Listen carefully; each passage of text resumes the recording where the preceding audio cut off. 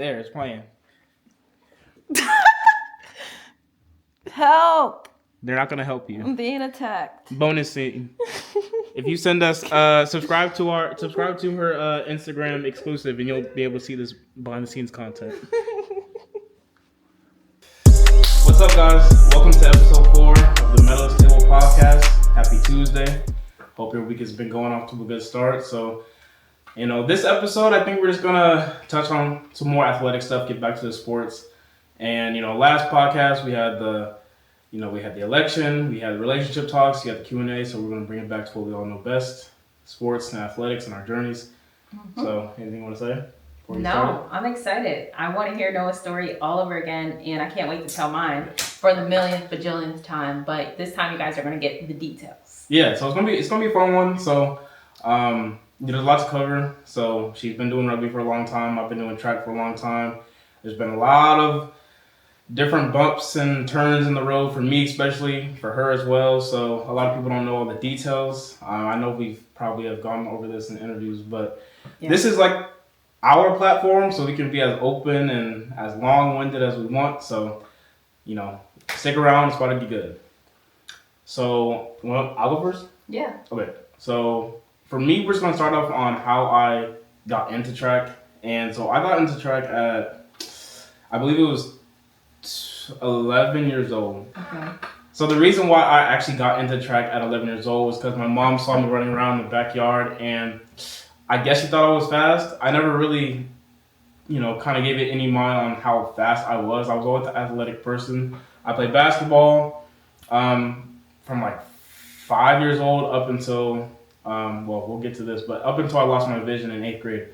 But at first, she entered me in like this local. It was called the Fisher's Fire. It was like a local track team. Aww, and so at first I hated it though. You could ask my mom, dad, anybody that really knew me when I first started. I hated it. I hated practice. I hated competition. I hated like going to meets. I hated all that stuff. Like I remember the first time she really signed me up to this high caliber meet, and I started crying when she told me. I was like, why did you sign? It was in St. Louis. I remember, yeah, exactly. I remember what the deal was. Wasn't a fan of it. I just didn't like all the pressure. It was new to me because basketball was so like lighthearted and fun that track just didn't come like the competitive part because it was individual versus team aspect. It kind of took me a minute to really understand. So I wasn't good either. Like I wasn't good when I first started. I wasn't like the best at all. So it kind of took me some years to really get into it. It was really new to me. I didn't even watch track. I didn't really know who Usain Bolt was. None of that until, much later. But track and field was not my first choice in terms of sports. It was basketball. So I think 4th grade is when I kind of started. Didn't like it. Switched teams. I switched teams to Indiana Storm about 5th grade. And that's when I also started running school track too.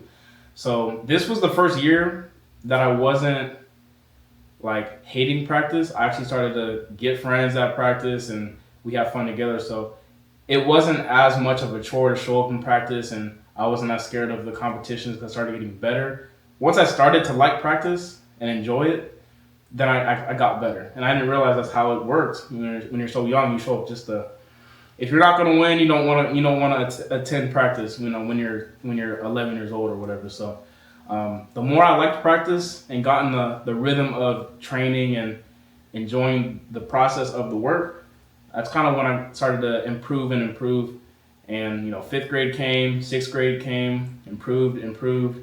And then I think 7th grade for me is when I took a leap from like, you're good, now you're like the best. Because like 7th grade, I don't think I lost a single race to any other 7th graders in that whole season. So I think 2015 was when I was in 7th grade. That was the peak level of my it was before high school, so I'd say like junior high.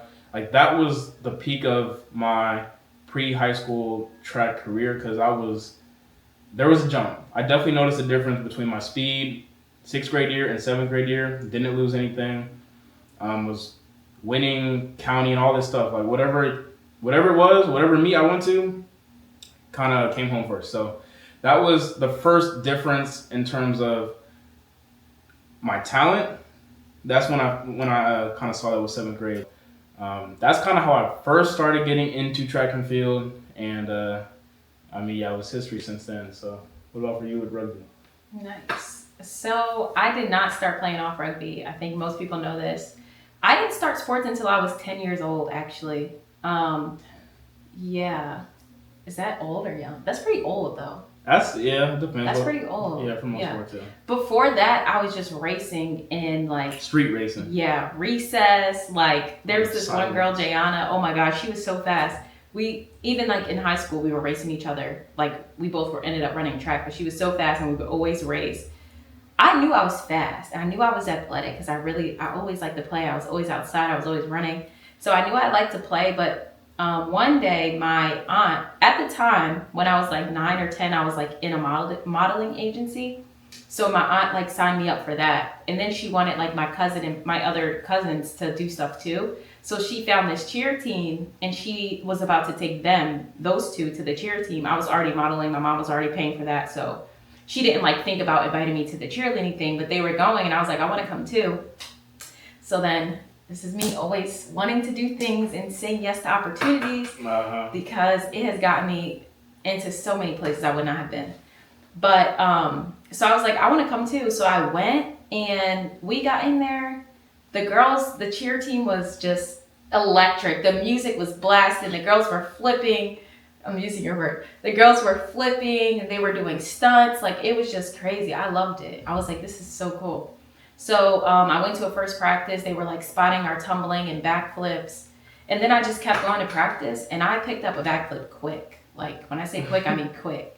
So I just started like, once I got a backflip, I started tumbling.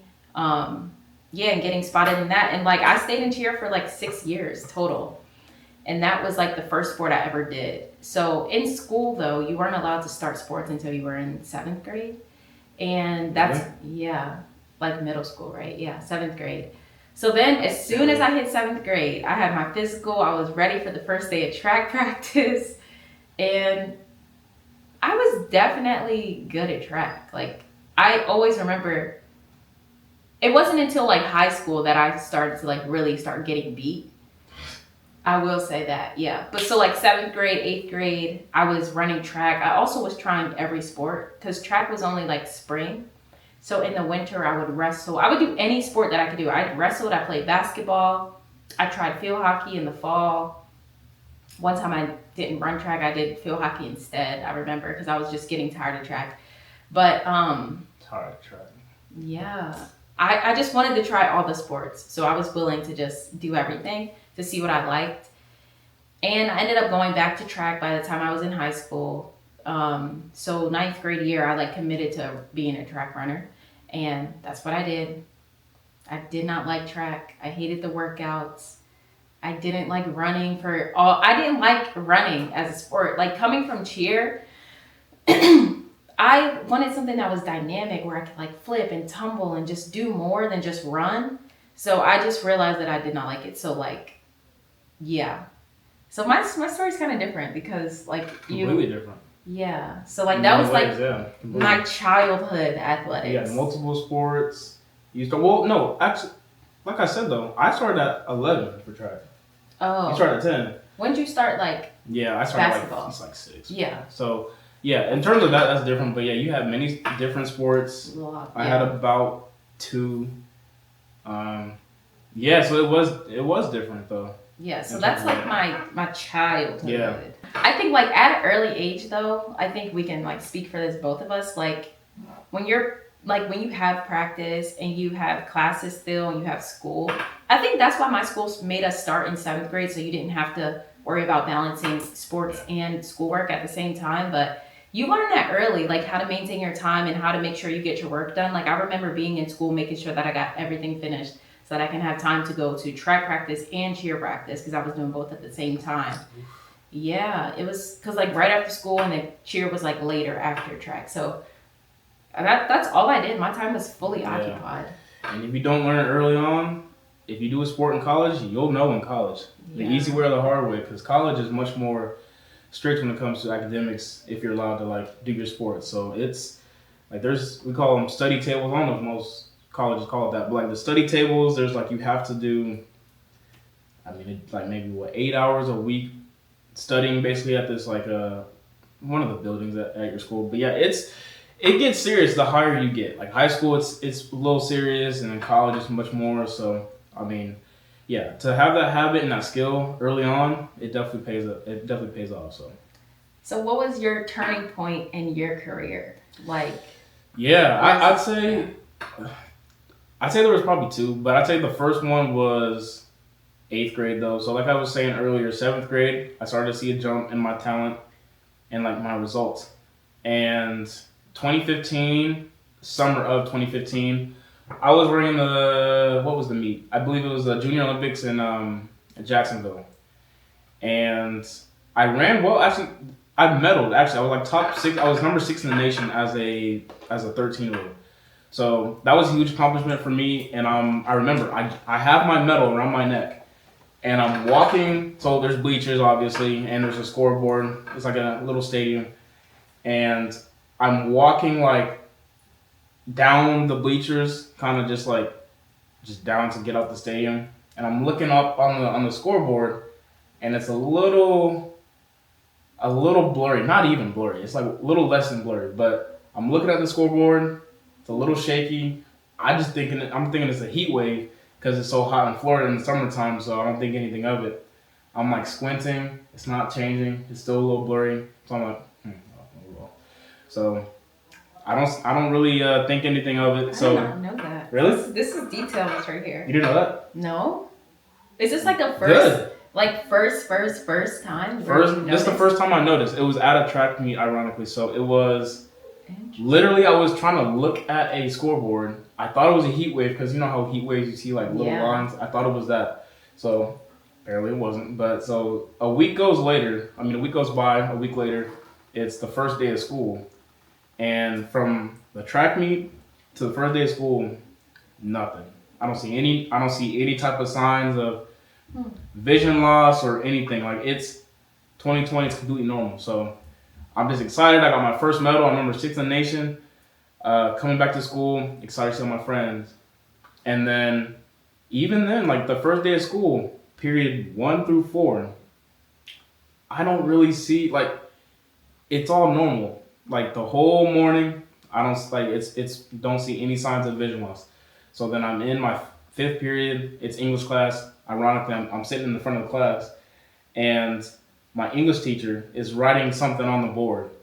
So I look up, can't really see it, or it's like, wait a minute, can't really, like, I can see that there's words on the board, but then at the same time, it's like, I can't really, it's not clear to me. So I'm just like, okay, I don't think anything of it. So I text my mom and dad, so I'm like, I just think I need glasses. So I text them right there in class. I was a group chat, me, my mom, and my dad. And I was like, I can't really see what the teacher's writing on the board. Let's go get glasses later or something like that. So I didn't think of anything of it. I'm not really stressing at all because the rest of the day goes by. It's like coming and going. It's not like it's blurry the whole time. It's just like sometimes it kicks in for 2 seconds, and then it's crystal clear for an hour. So it's like, this is nothing. So that same day, we go to, I don't know if you've probably seen this. You know how Target used to have, I think so do. Target has like the eye center. Yeah. So that's where we go. We think it's so mild and low key that we go to Target to get our glasses. So I'm going to Target right after school, and I'm just like, all right, it's about to get this fixed. About to go to Target, get some glasses. My life is back to normal. 20/20 vision, this is nothing. So I go to the back. My mom's chilling. She has no idea what's really about to happen. It's just me and my mom. So I go to the back and I do my left eye first, which is my better eye. And we get a reading on, it was like 20 over, at the time, it was like 20 over 40 or something, which is, that's nothing. That's like normal pretty much. So 20/20 is normal. It came back 20/40. So then she does the right eye. And the right eye, she couldn't even get a number on it. She tried like 3 different times. She said she couldn't get a number on it. It was too bad to get a number on it, a reading on it. So then she brings my mom back. She tells her, we're still confused because we're like, why can't you get a reading on it? Is it worse? Why is it worse in the left eye? All this stuff. Could you see out of it? Out of your right eye? Yeah, I mean, I could see out of it. It was just, it was kind of weird back then because it's like you don't know what's happening. So it was like, I don't know if I was like compensating out of my left eye more, or I thought I could see out of it. I'm pretty sure I did. It just started at the time, so my vision was still relatively normal. So basically, let's say that happened on we started school on like a Wednesday. So that Thursday, I'm pretty sure, Thursday or Friday, we had to go to a ophthalmologist downtown Indianapolis, like a real doctor. And that was the nerve wracking part because at this point I'm just like something's wrong. And I remember leaving Target, I was like we gotta get some carrot juice or something because I was like, you know what they say, carrot juice makes your vision better. Because I'm so lighthearted about it. I'm like, nothing's about to change for me. So I'm asking to get carrot juice, and we got an appointment the next day. So go to school, and I don't remember if my vision like was blurry again that next day, but I don't think it was though. I think like it was fine enough where I could maybe, you know what I did?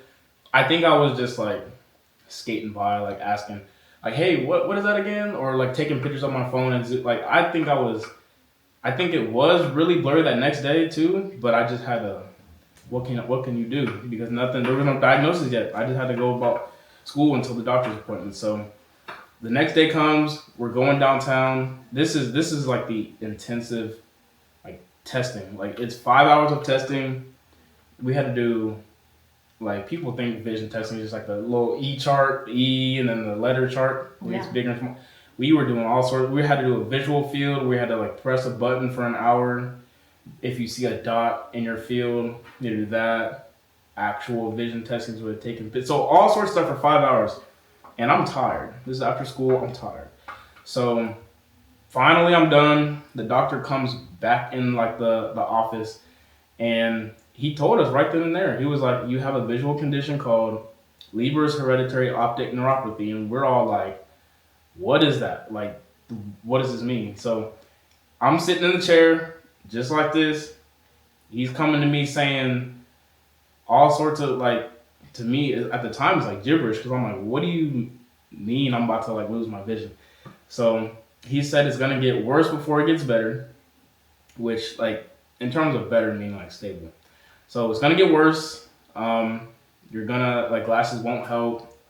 Like, you're hearing all this stuff because this is it's a rare condition. Not many people have the one I have. So like, he knew what it was, but there's not many details about this. So we're all confused. We're all like, we don't know what to think.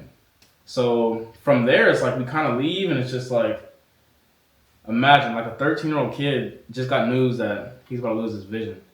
And it's worse because it's like the anticipation of losing it, because it's not like you lost it in like overnight. It's like, you're about to lose it. You're about to lose vision the rest of the year of your 8th grade year, and you just have to sit there and just, it's coming. So it was that, like, for me was the hardest part, because socially things are going to change, like hanging out with people, academics, things are going to change, athletically things are going to change, just my day-to-day life, everything is going to change. And it's like, I don't really know how to fathom that until it's really happening. So that was the initial moment where I figured out I have a visual impairment, was like early August. And like I said, basketball was my first sport that I kind of like played on a day-to-day basis. And my vision was good enough where I still could, like, basketball tryouts are in August, like late August. And I found the diagnosis in early August. So it was still new to me, and I could see well enough where I could try out for the basketball team, but it wasn't 2020. But I love basketball. I still wanted to try out. So I tried out, and tryouts were, like, I'm an athletic person. Like, I was moving well. My form was good, everything like that. But I think I was making most shots, to be honest, at the time. But I do remember, though, we were like in the middle of like a practice play, and ball's moving, whatever. I'm sitting in the corner waiting for the ball, and then passes it, and like the play goes dead because like somebody had a foul and there's a whistle. But as the whistle's blowing, the ball's just zooming right over my head. I don't even see it. But then like I played off and was like, oh, he blew the whistle. I didn't even need to catch it. But it was going right over my head. I didn't even see it. So if it was a foot lower, it would have been hitting the head. So it was like, it was just a little scary moment. But I played off well. But I was like, this can't, like, what am I doing this for? So I ended up making the team actually. So I made the team because I was pretty good at the time still. But then like 2 weeks into practice, I had to leave the team because it was too fast paced for me. So it was just, you know, leaving basketball and then picking up track full time. That was kind of the transition where it was like, okay, well, I can do track. I don't need to necessarily see any obstacles for track. I'm just a sprinter. I'm not like a hurdler or a jumper. So, yeah, like track season comes along. It was indoor. And one of my first challenges as a visually impaired athlete, and this is, you gotta keep in mind, so I lose in August, my first track meet's in like December or something. It's like there's no real wiggle room in terms of how to learn to move again as a visually impaired person. So I run a 200 meters indoor, and long story short, when I'm crossing the finish line, I step on a pair of starting blocks, and I fractured my ankle. So that's like the first time I ran a race since the vision loss, and I ended up fracturing my ankle out for like a month or I think 6 weeks. So that was very discouraging. Like it was like, okay, I ran, I tried. How'd you fracture your ankle? So I ran, and then like when I crossed the finish line, like my starting blocks. Yeah. It was so it's like it's an indoor track. So the starting blocks were right, maybe like 10 feet past the finish line, and I stepped on them. Like I tripped over them really. So it was like that, like the big metal piece, like the block part, I stepped on that part. Oh my God. And then, you know, when you're wearing spikes, it's like you're wearing spikes, you're running full speed, and you step on something like that, my ankle just went like, it just like buckled. So it just like fractured that. And that was the first time I ran since the vision loss, and that happened. So it was, I didn't know what to think. I really didn't. It was like, okay, well, I tried. A fractured ankle is what was my result. So the speed's still there, but I can't see. Like I'm running and I can't see what's in front of me. So it was a very scary thing. So thankfully, you know, the more I ran, the more I had to like trust the people around me. Like, hey, is the lane clear? And even then, there was a time, maybe like a month later, where I was running, and then all of a sudden, by the time I look up, there's somebody like kind of 5 feet away, but I didn't realize it, and I run into him. So it was like, that's the second incident in like a month. And I'm just like, oh, it's track for me.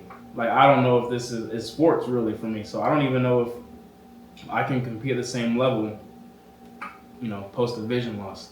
So that for me is kind of the turning point in my athletic career where it's like, okay, well, you're not the same athlete as before, but, you know, you have a vision loss now, and, you know, the best you can, you just gotta keep going. So that was, I don't want to be too long-winded, but, you know, there's more once I get into the high school career and then like introduced to para. But in terms of like my turning point, that was definitely like the difference between 7th grade Noah and then 8th grade Noah.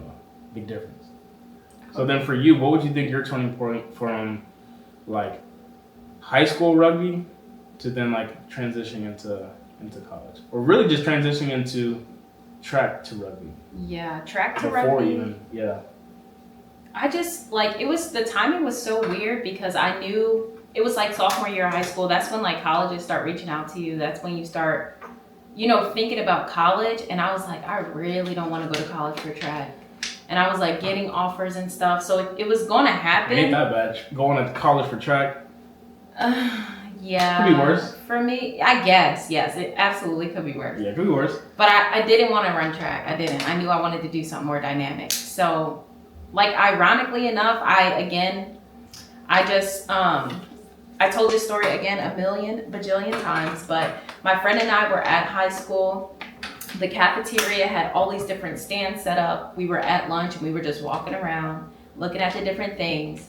And like the rugby girls, they were so enthusiastic. They were just hyped. They were just like, just put your emails down. You don't even got to know what rugby is, blah, blah, blah. Just come to a practice. We're like, okay, whatever. We put our emails down. We never went. But then this one girl, Lindsay, was so excited and she kept telling us to come. And then we finally went. and it was so much fun. I was like, this is capture the flag, but professionally. So I still was running track at the time. Again, I just had rugby practice after track. So then I would just go to track practice, and it was all in the same area. Like my rugby team trained at my high school, so it just worked out. I literally would just go from the track to the other field across the street. So that's what I did for a while.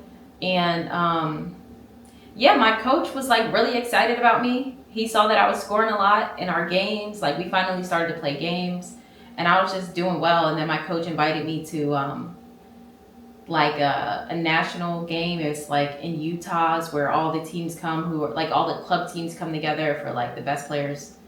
If you get scouted, then you're probably a better player, so you get put on this team, and that's what happened. So I got put on the team, and I was doing well there. And then that's when I started, then I was like, okay. Like, I started, college coaches would, come up to me, hand me, pamphlets and stuff. And I was like, okay, so I can actually, go to college for this. I'm all in. I would want to do it. It was fun. I got to, explore all parts of my athleticism, just, my physicality, my speed, my ability to I was not good at really, catching and passing. I played basketball, but passing took a while because I was a wing. All I had to do was catch the ball. So passing kind of took a while, but so from there I got invited to USA camps, and then I just knew I wanted to go to college for this. So then my high school coach, his daughter was also going to colleges for rugby. So he just took me on the visits with him, to Dartmouth, to West Point, to Penn State, to Westchester. I literally went with them everywhere to go and look at these schools. Actually, my dad came to Princeton with me and Westchester, but West Point, Dartmouth, he drove us up to Dartmouth, and I obviously fell in love with the school. It was so beautiful. The people were nice, generous, still are to this day. So yeah, that was the turning point. When I knew that I could play rugby in college and get a full scholarship for it, I was like, this is it. This is what I want to do. And I was good at it. So I was like, why not keep playing? Even though I didn't know much about the sport, it was something I knew I wanted to do. And I guess I did have two kind of turning points, because I guess knowing that I could go to the Olympics was my next turning point. Yeah. Because I did not know that rugby was even in the Olympics, and that only happened in 2016 though. So it was definitely newer. But yeah, once I found that out, should I get into that? Go ahead and get into it. Yeah, keep on flowing. Yeah. So once I realized that I can get into, so when I realized that was when I started to being able to go to USA camps. So I went to USA camps. I was training. I was fit. I was grinding. I had the dog in me, literally. I was doing so well at training camps. My coach kept inviting me back. It was very clear that I was doing well above my peers. And so my coach kept inviting me back, and we had this tournament. It was the Junior Olympics. That was in LA. We had to play against Canada because we're both on in the same region. So we had to, only one of us can go to Buenos Aires in 2016. And we lost. It was terrible. We did nothing that we practiced. I was scared. I was playing scared. We were playing flat. It was terrible rugby, honestly. It was terrible. And I was just remember being terrified out there. It was we were in this big giant stadium, and it was scary. I was shook. But we lost. Didn't end up going. But I was I went to the Junior Olympics, and I think I was 16 or 17. Young, right? Yeah, and then I knew, I was like, all right, I'm definitely going to the Olympics. But I thought Paris 2024 would be my first Olympics, not 2021. So that was an ironic story, how I got into that. But yeah, I was expecting to go to 2024. All the girls who went to the Junior Olympics were we're going to the Olympics in 2024. But I ended up being the only one who went in 2021 just because of COVID and all that happened. So I just happened to be, again, I kept getting invited to camp. So I happened to be at a camp during the time that COVID happened, and our classes got switched to online. Then my coach was like, do you want to stay? And I was like, I did contemplate for a long time, a week probably. If you want to go or not? Yeah, because I was scared. I was like, I don't want to graduate. You were how old? 17? 16? This was in college. Okay. Yeah. I could see how it could be. Contemplating I was already 2 years in at Dartmouth. So this must have been what, 2020? It was just like 2020, literally. 2020, yeah. COVID. Yeah. You would have moved out here. Yeah. Okay. Because I would have had to move, literally, for a whole year. To Chula Vista. To Chula Vista from Dartmouth. From New Hampshire. I mean, from New Hampshire. Yeah, that's... Oof. I don't know. I was scared. It's a big change. But I did it, obviously, and I was like, this is a big chance. Like, there's no guarantee I can make the team. Coming in as a freaking rookie, I was the youngest on the team. I mean, if you're already playing rugby at Dartmouth, you might as well just, take a little break and go try and play rugby for the... I mean, you made the decision. It worked out well, but yeah. It did. So let me ask you this real quick. Let me pause. So...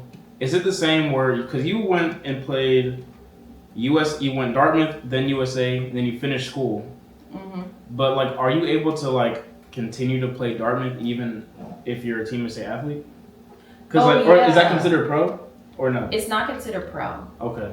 It is not. So you could go to Olympics and come back? Yeah, because Olympics is technically amateur, right? Yeah. So that's true. I never played professionally because that would have been a problem. We don't even have. That's what I was asking because it was like technically all the other tours. You didn't do any tours. I did, but that doesn't even count. That's not professional. So that's not professional. Because we don't have a women's professional league in rugby, unfortunately. We're starting to. It's not official yet. Okay. But yeah, so it worked out literally. But that was my turning point. I knew I wanted to go. Finally went to Tokyo Olympics. Tore my ACL. That's a whole different story. Yeah, I was gonna say how that. But tell them how Tokyo went. Y'all. It's all about the journey. I know. Tokyo is scary. Like, I don't know why. Like, all I remember is being terrified and tired when on the field. Like, building up to it. I just felt new. I felt like I didn't know anything. Them sweet potatoes smell good. You put them in the oven? Yeah. Oh my God, they're cooking? Oh. What time is it? It is 59. Alright, I'm gonna check them in 10 minutes. Okay. But yes, well, wait, before we get into more of my journey, I want to go back to your turning point of how did you know that you wanted to be in the Paralympics? Yeah, see, that's the thing. How did you even know the Paralympics existed? Exactly, and we're going to start right there. So, I never knew. So, I lost my vision in 2015, 8th grade. I did not know the Paralympics was a thing until 2018, and I was in sophomore year of high school. So, was that 3 years? So, 3 years go by, and I don't even know about the Paralympics. So, I'm a visually impaired athlete for 3 years, and I'm just running normal track with everyone else. So, I mean... I'm just thankful. It was supposed to work out whenever it was supposed to work out. So if it was sophomore year, then it was sophomore year. But at the time, I split between the Indiana School for the Blind and my public school, HSE High School. And somebody we'll go with this. We'll go with this story because I don't remember who. I think somebody at the School for the Blind had a connection in the Paralympics, and they said, "Yeah, well, it makes sense, right?" Mm-hmm. Sure. They would know about it because they would. We'll say that. So, basically, I was running track in my public school, but I was taking a couple classes at the School for the Blind. That's a whole different reason on why I was there. Listen, my public school was a big school. I was scared of one of them halls like that. But I was running track at my public school, and someone, I think one of the teachers was like, hey, he's running really fast at his school. He's running these times.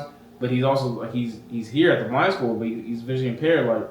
You should, how can he get involved? So then, I believe, some time goes by, and I get a call from the director at the time, Kathy Sellers or something, and basically she's just, introducing, what para is. I remember exactly where I took this call, too.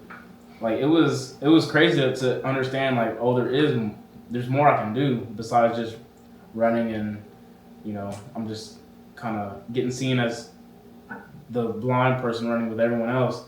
There was more to it. There's a platform where I could travel the world, represent Team USA, win international medals and things like that. So it all seemed like a dream, almost too good to be true at the time, because she was saying, I don't know if it was almost like a sales pitch, but it was you can go to Dubai, Germany, here, you can get paid here. And it's oh, okay, well, sign me up.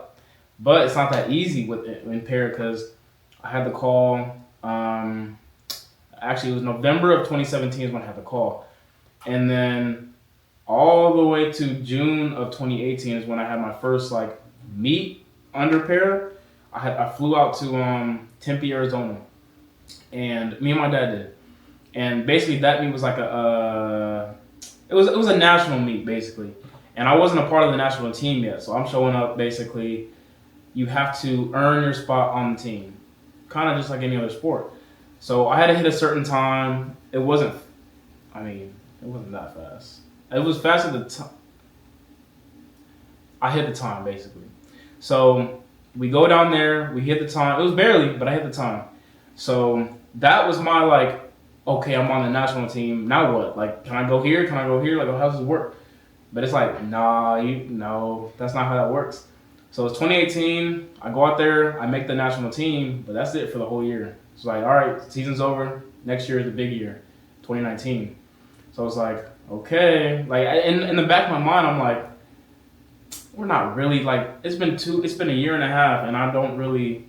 It's like I'm a part of it, but I'm kind of not. But it's like I'm not really traveling. I'm not doing all the cool stuff I see people doing. So then 2019 comes around, and this is the big year. So I have my best high school season. I'm winning state.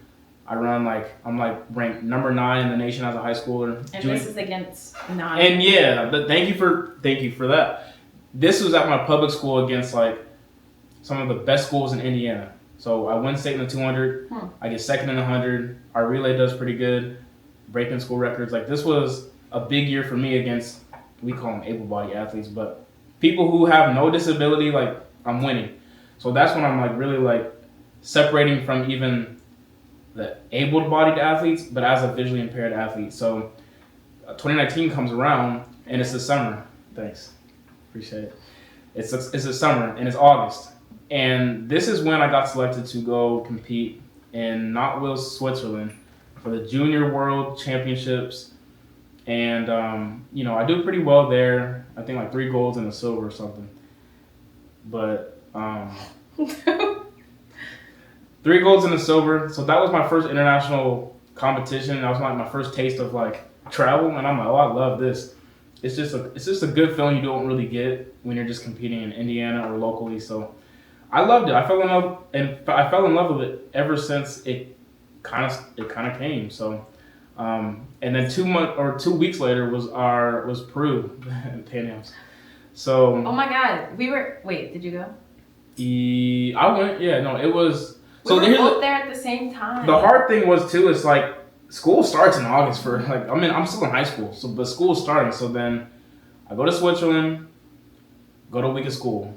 I go to Peru, and then I do I'm gonna do as well. But I got silver and then a gold. The gold's in the relay, but then silver was with my individual event for the 100. So then 2 months go by, and then I'm flying out to Dubai for World Championships.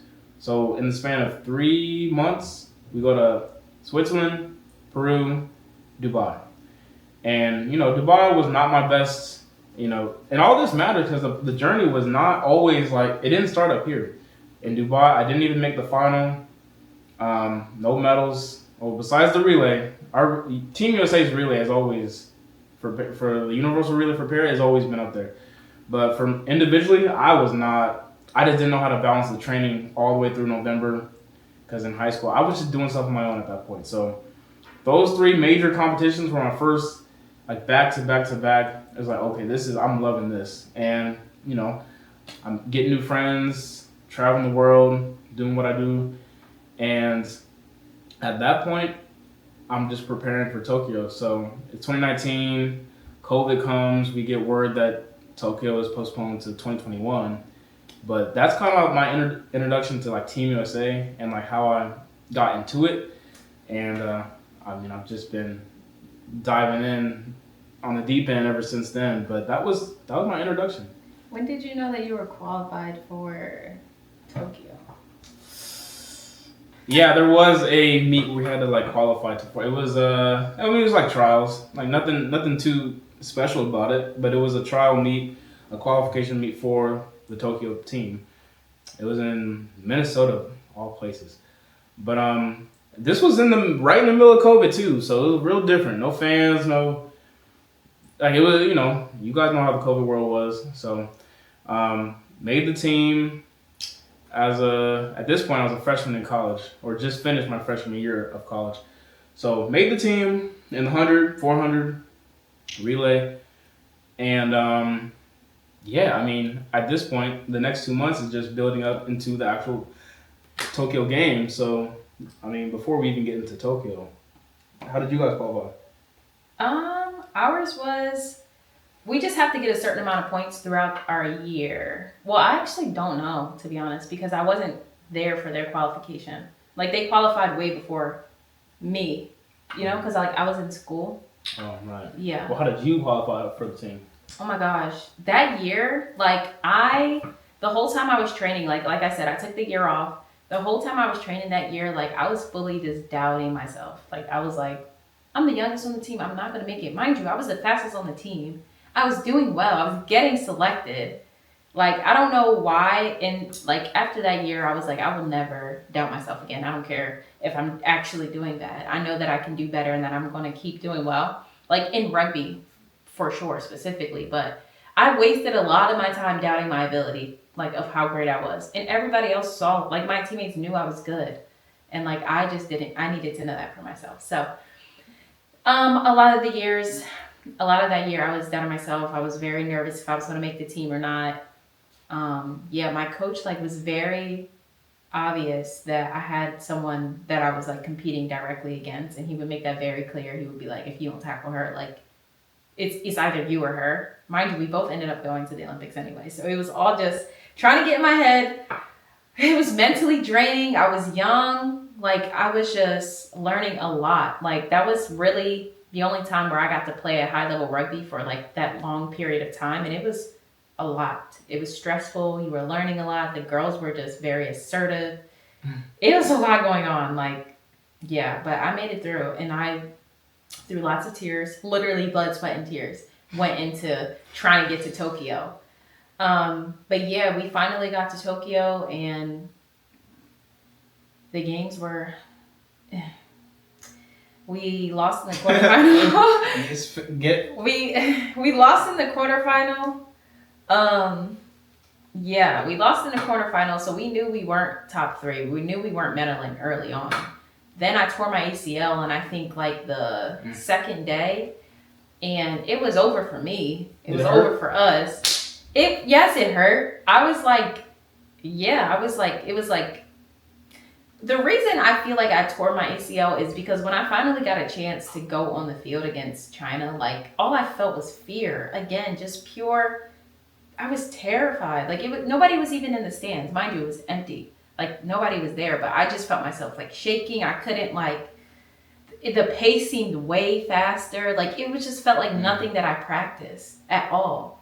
I don't know what it was. I was already tired. I was only in for like 4 minutes, and I was tired in minute 1. And yeah, I just remember being scared. So I was playing scared. So mind you, so the way I got injured, this girl, she was running down the edge. I had to tackle her. She crossed you up, huh? I stepped so hard that way that I freaking broke my leg. All I did was step and turn. Like that's ACL, you know, step, turn, knee goes out of place. And I'm just laying on the ground crying. Oh my God. And then right after that, I get like taken out they walk me out with 2 people. And some girl, like her elbow went, what is it called? Like dislocated? Yeah, hyperextended. Hyperextended? Yeah, and she was screaming for her life. Yeah, that's a hurt. She was right next to me. But once it happened, like it hurt when it happened. But like after that, I was fine. That's rugby for you. Yeah, I was walking on it too. I went to Hawaii for vacation after the Olympics and before my surgery, because you can operate without an ACL. Stays on side. Did you know that you don't need an ACL to operate? Like you need ACL. Yeah, from like day to day basis. Yeah, you're just gonna feel a little loose. Like your knee just feels loose. Yeah. Looser, I guess. And that was me. And then I was out for a year. Couldn't even play on my team at Dartmouth. Oh, that's why you didn't play. Yeah, I missed like a year. That's why I asked you about the pro thing, but it was because you were injured.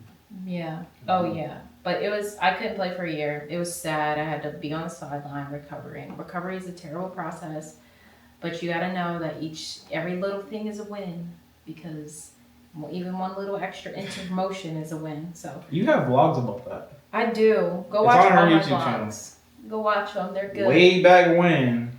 Yeah. Noah watches all my vlogs. He's so supportive. Well, I already watched them all now, so there's no more to watch. Because, I'm posting more. Nah, she's Stay not. tuned, y'all. She's really not. But more vlogs coming. yeah, back when I was back when we weren't dating.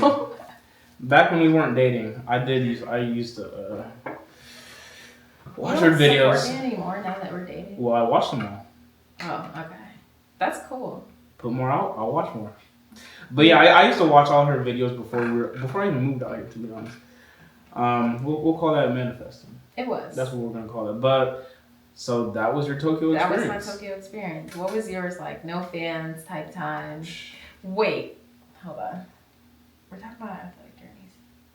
No, we're gonna finish. This is good. Okay. What was your Tokyo experience like? I don't know if I've ever said this, but I think I enjoyed Tokyo more than Paris for sure. No like way. It was, yeah. I don't think mentally, like stressful wise. Mentally, just everything. That's a hot take. That needs to be a clip on. It's gonna be a clip. We're gonna clip it right now. I think Tokyo for me was better than Paris, and here's why. Number one, me personally, I competed better. Like I had a faster 100. This makes no sense saying this out loud. Like wow. Why? Because this it was should less not be pressure. There were no fans. It ain't about the pressure. Oh please. You couldn't handle the pressure. It's not the. Listen, I was 19 years old. I ran a faster time than 100 in Tokyo. I'm fucking outing myself. Why? Okay. All right, faster time in the 400 in Tokyo. I mean the relay got gold. That's just because we're not gonna get into that. But the relay got gold too. So that's 2 silvers and a gold, and we're not even talking about just medals. Like mentally, it was a little bit not easier, but I don't know. I think I managed it better in Tokyo. I'll put it like that. So in Paris, I think there were some times where I think the stress kind of got to me, and I don't know if it affected my performance, but it's not nothing to do with the crowds. I like the crowd. Like she was there, my family was there. Like the crowd was cool. It's not the crowd. It's just like put it like this. I don't know if the switch. So I moved out here in January. I don't know if the switch of the training environment must have shifted just something. But yeah, I just think for me I competed better in Tokyo. There was less stress in Tokyo for me. I think I was just having more fun in Tokyo. For Tokyo, it was that was my first game, so I'm walking into everything. I'm like, I don't know what to expect. Oh, we get gear? Oh, cool. What gear do we get? Oh, we get 2 suitcases. Okay, cool. There's the element of surprise was there in Tokyo in terms of the gear, how big the stadium's gonna be, how your phone's gonna blow up after the race, after you run and stuff. The uniforms, everything was the gear. The gear's the best, one of the best parts. But Paris' gear experience was way better. I didn't mind getting on my bed in the bags. I really didn't. But I will say, I did like some people call it team processing, some people call it the team welcome experience. It was nice. It definitely was nice. We were shopping, basically. We had dressing rooms with our names on the mirrors. It was nice. We're not going to downplay it. That was really insane. Cool. We were shopping. We got Oakley. We got Olympic ring. We had got the sign on our rings. We got to choose hats, whatever size. Try them on. There was a Ralph Lauren station. Tried on the opening, closing ceremonies. Skims. Nike. Shout out Nike. They had the best, and you can admit it too. They had the best setup. Yeah.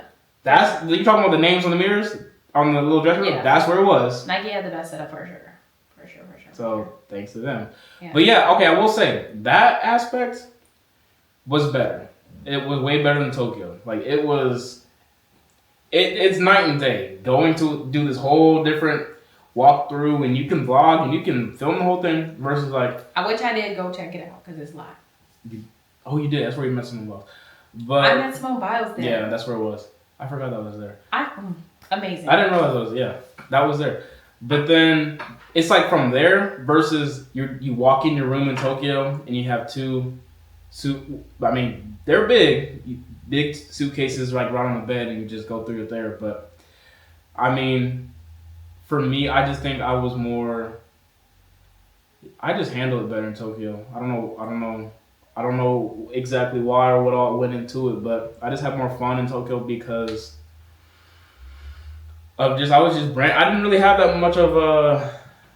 I had expectations for me, but it was just like, it's my first games. Like, well, Not as much. yeah, I'm 19. Like, the pressure wasn't really there. But coming into Paris as a favorite, literally the fastest para athlete in the world, still have the fastest time in the world from 2024. It's just, it happens. Like, it's track and field. You're not gonna always run your fastest time when you want to. Like a couple weeks before, I ran like 10:3, just right out here in Chula with a couple people in the race. So, that's interesting. Yeah, it is. I don't know. I mean, then again, it's like I felt like in the warm up in Paris, I felt the fastest I've ever felt in my life. Like, dang, in my life. But then at the same time, you're warming up a whole hour before the race. So I don't know if I just like my energy or my muscle just got cold and just died down before coming out. But I mean, it's an international competition. Like, it's different than local, like running at the training center or something. So, but no, like I enjoyed Tokyo. Like, it was, for me, I think that was a great first games in terms of the performance, in terms of the experience. We know how your Tokyo was, but then in terms of Paris was way better. Oh my god. Because that's not even a question. Let's be Absolutely. real. Like, you guys came home with a medal. You're healthy. You're not injured. The whole, I guess we just have different experiences with that. Yeah. I felt way more confident and prepared for this Olympics than I did the last Olympics because I knew what to expect, kind of. Yeah. But I just felt more prepared. Like Tokyo, I felt so unprepared. I felt thrown in, and now I feel like. Paris, I felt like I got it, but LA, I feel like it's gonna be like, you know what I mean? Like, I'm way different. Yeah. Yeah. It's like that's gonna be our third Olympics. 4 years from now, that's gonna be our third. So it's like I think we're just gonna both of us really we're just gonna use the successes in Paris and then like the lessons from Tokyo, and we're just gonna like keep building until LA. LA is really 2.5 hours north from us right now. I know. So it's like there's no way. Like, a lot of people say like. Some people compete better locally in like, in the United States versus like internationally. It's like, okay, well, we're competing 2 hours from here. So we definitely have no excuse not to compete just as well as we do if we're at practice or something. I know the rugby girls definitely show out at home. At least last year we did. Like, we had our tournament in LA. Like, people do. Yeah, we got second place ever. That was the only tournament we did. And where, LA? Yeah. You guys have second? Yeah. That was the. You guys have second? Yes. Was I there? Which one? The one I was there? Were you there? The one I was at? You met my mom there. I know, but I don't remember how we did. We did do well. I had a medal one when I met your mom. Did you? We have pictures. I can't remember. I don't know. But we did well. Right. LA, we were home. We were feeling all vibes. All our family was there. Yeah, it was lit. Him and his mom are the only ones that came to my games. But LA says a lot. I know. Yeah, been supporting since we were only dating for 2 weeks at a time. Came and support. Oh, it's so cute. Came and support. So cute. Yeah. LA's gonna be a good time. Yeah. It's gonna be a good time, so. But this is our athletic journey. I mean, we went into detail as much as we could about our past and where we came from, how we came about. So if you guys have more questions, you can always DM us on Instagram. You can always leave a comment below about details if you want more details. Obviously, we'll be having more podcasts, so we have more time to talk about whatever you guys want to hear more about. So every Tuesday, tune in because it's just gonna be fun always. It's gonna be a good time. So yeah, every week we're gonna do different topics. Whatever is current. If we're like we said in the first episode, so she's gonna be traveling literally in a couple weeks, she's in season now, really. Yes. And then I'm starting up pretty soon, so we're just gonna have a lot to talk about. A lot of like different stories to tell. Yeah. I mean, who knows? Like, there's gonna be a lot of topics we really could touch on, like the mental aspect of sports. Like how do we balance sports and like our relationship, even though she's traveling this place, I'm traveling over here. So goals after sports, what we plan to do after we compete. That's all a part of our journey. Yep. So.